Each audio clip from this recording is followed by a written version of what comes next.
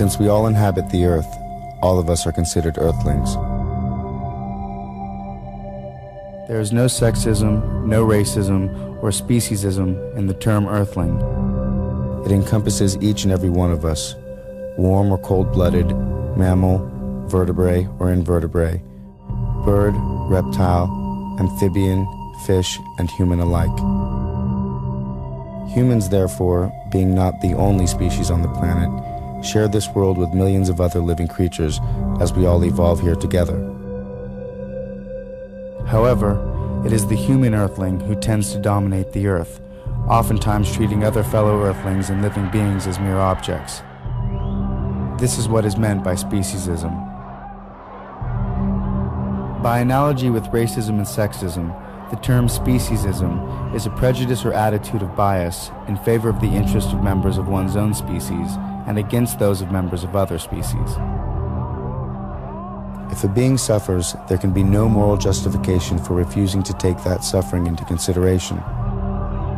No matter what the nature of the being, the principle of equality requires that one's suffering can be counted equally with the like suffering of any other being. Similarly, speciesists allow the interests of their own species to override the greater interests of members of other species.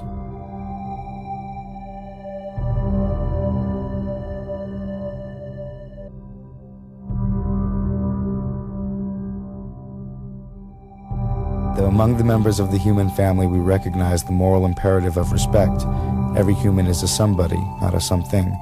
Morally disrespectful treatment occurs when those who stand at the power end of a power relationship treat the less powerful as if they were mere objects. Might the same be true of how humans treat other animals or other earthlings? Undoubtedly there are differences, since humans and animals are not the same in all respects. But the question of sameness wears another face. Granted, these animals do not have all the desires we humans have. Granted, they do not comprehend everything we humans comprehend. Nevertheless, we and they do have some of the same desires and do comprehend some of the same things. The desires for food and water, shelter and companionship, freedom of movement and avoidance of pain. These desires are shared by non-human animals and human beings.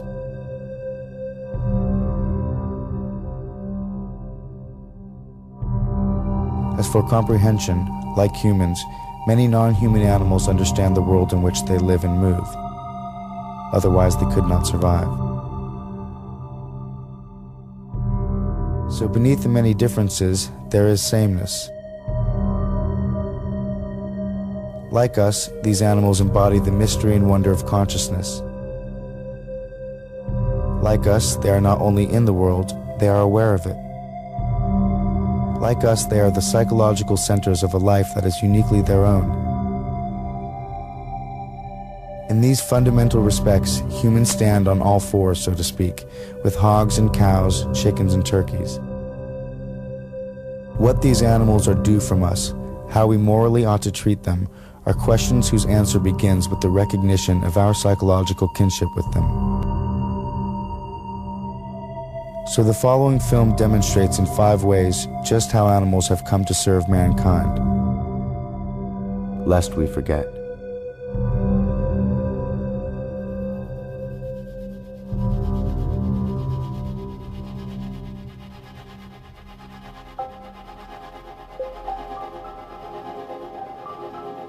We need another and a wiser and perhaps a more mystical concept of animals.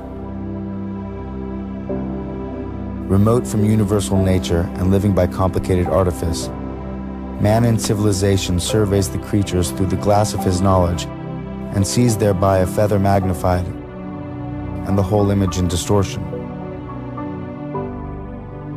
We patronize them for their incompleteness, for their tragic fate of having taken form so far below ourselves. And therein we err, and greatly err. For the animal shall not be measured by man. In a world older and more complete than ours, they move finished and complete,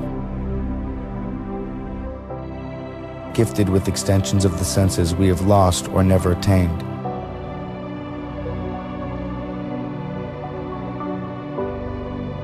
Living by voices we shall never hear.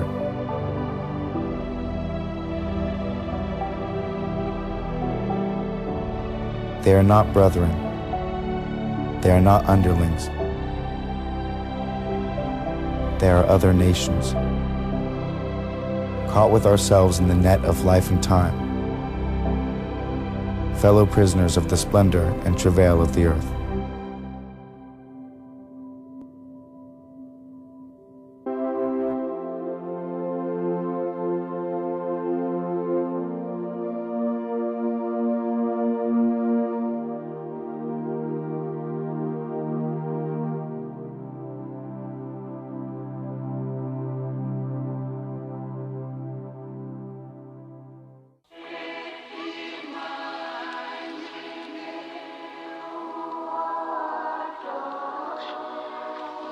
Ignorance is the species' first line of defense. Yet it is easily breached by anyone with the time and determination to find out the truth. Ignorance has prevailed so long only because people do not want to find out the truth. "Don't tell me, you'll spoil my dinner," is the usual reply to any attempt to tell someone just how that dinner was produced. Even people who are aware that the traditional family farm has been taken over by big business interests, that the clothes come from slaughtered cows, that their entertainment means the suffering and death of millions of animals, and that some questionable experiments go on in laboratories, still cling to a vague belief that conditions cannot be too bad, or else the government or the animal welfare societies would have done something about it. But it is not the inability to find out what is going on, as much as a desire not to know about facts that may lie heavy on one's conscience, that is responsible for this lack of awareness. After all, the victims of whatever it is that goes on in all these awful places are not members of one's own group.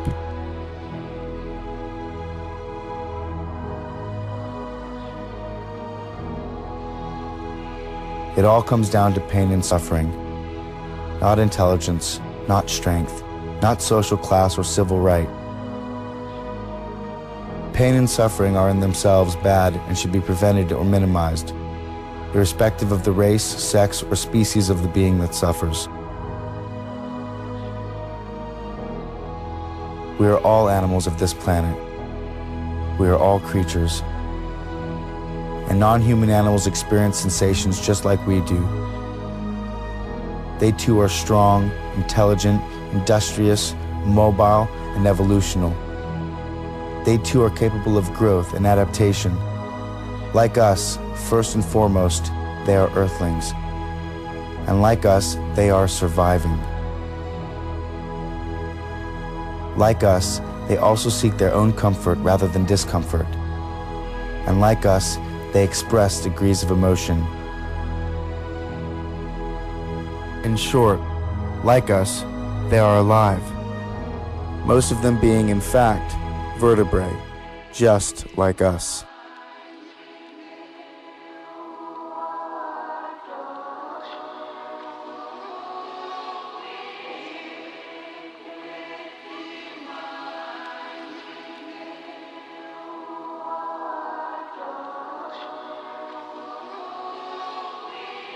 As we look back on how essential animals are to human survival, our absolute dependence on them for companionship, food, clothing, sport and entertainment, as well as medical and scientific research. Ironically, we only see mankind's complete disrespect for these non-human providers.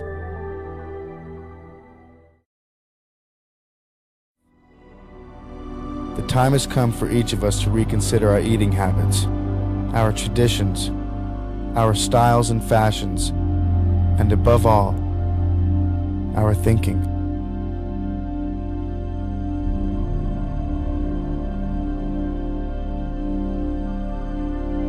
So if there's any truth to the age-old saying, what goes around comes around, then what do they get for their pain?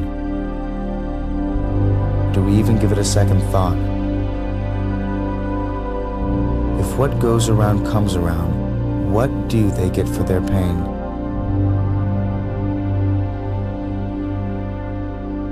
They are Earthlings. They have the right to be here just as much as humans do.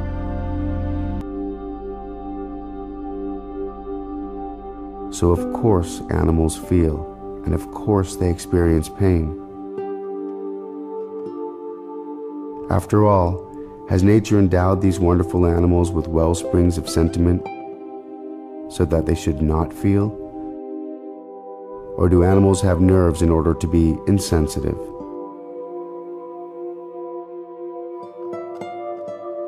Reason demands a better answer.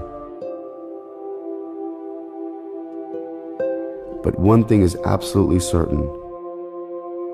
Animals used for food, used for clothing, used for entertainment, and in scientific experiments, and all the oppression that is done to them under the sun, they all die from pain.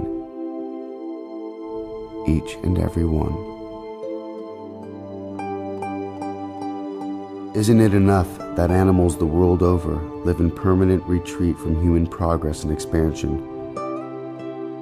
And for many species, there is simply nowhere else to go.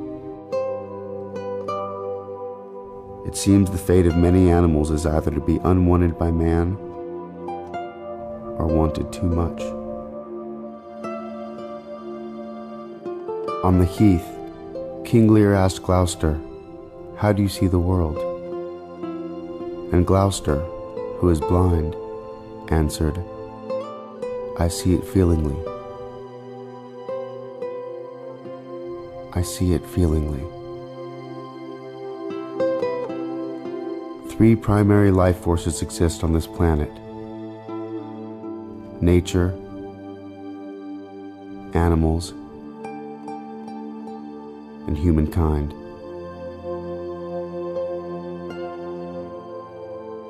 We are the Earthlings.